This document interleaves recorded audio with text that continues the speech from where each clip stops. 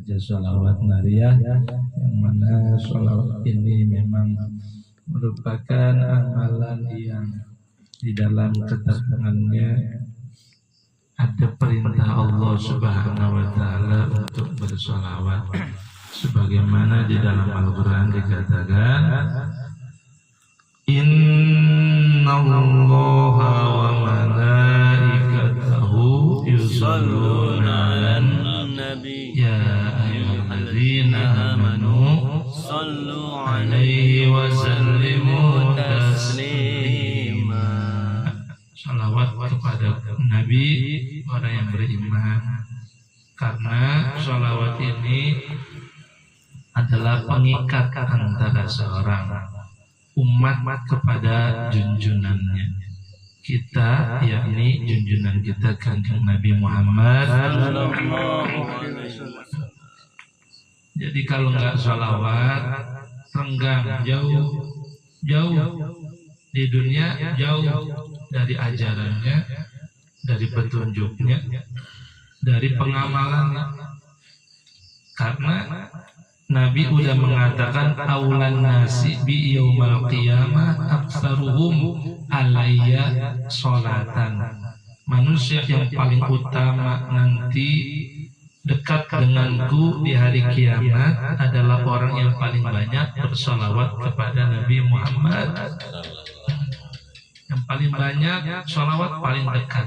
Begitupun di dunia, orang yang banyak baca sholawat hidupnya dekat dengan sunnah Nabi, dengan ajaran Nabi. Maunya kumpul di tempat yang di situ ada syiar ajaran Nabi besar Muhammad.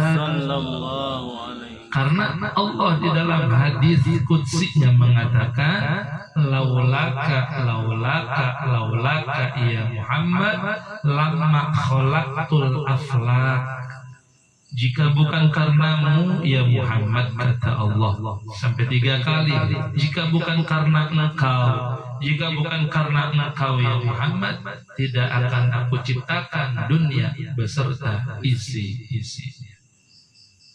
Nggak ada matahari, nggak ada bumi, Bang Oji, nggak ada manusia, nggak ada lautan, nggak ada gunung, kagak ada bintang kalau nggak ada Nabi kita Muhammad. Jadi yang dilihat di sini adalah Nabi. Allah menciptakan Nabi Muhammad Sallallahu Alaihi Wasallam sehingga adalah semuanya ini. Artinya nggak ada kita kalau nggak ada Nabi Muhammad Sallallahu Alaihi Wasallam. Maka yang dilihat oleh Nabi adalah, yang dilihat oleh Allah adalah Nabi Muhammad. Kita sholat bukan dilihat kitanya. Nabi Muhammad ada nggak di dalam diri kita? Maksudnya kita sholat pakai cara Nabi enggak? Kalau kita sholat nggak pakai cara Nabi, Allah nggak memandang kita. Apalagi rahmatnya turun buat kita. Artinya sholatnya asal-asalan. Siapa yang jadi panutan tuh sholatnya begitu. Nabi mah nggak begitu kalau sholat. Nabi mah nggak begitu kalau bergaul. Nabi mah nggak begitu kalau hajatan. Nabi mah nggak begitu kalau walimahan dan lain sebagainya. Nabi mah nggak begitu kalau ibadah haji. Nabi mah nggak begitu kalau motong kurban. Nabi mah nggak begitu kalau yang lainnya. Makanya yang dipandang oleh Allah adalah Nabi Muhammad. Pantes laulaka ya Muhammad lama khalaqul aflaq. Hadits qudsiynya Allah mengatakan demikian.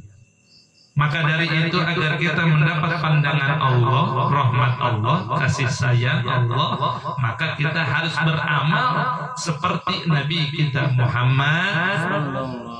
Minimal sholat kita harus mendekati cara Nabi Muhammad. Bacaan Quran kita harus mendekati cara Nabi Muhammad. Karena tentunya kan nggak mungkin sama persis, iya kan? Iya dong, iyalah. Ya Bang Oji ya. Bang Oji nggak mungkin kan sama persis kayak Nabi mah.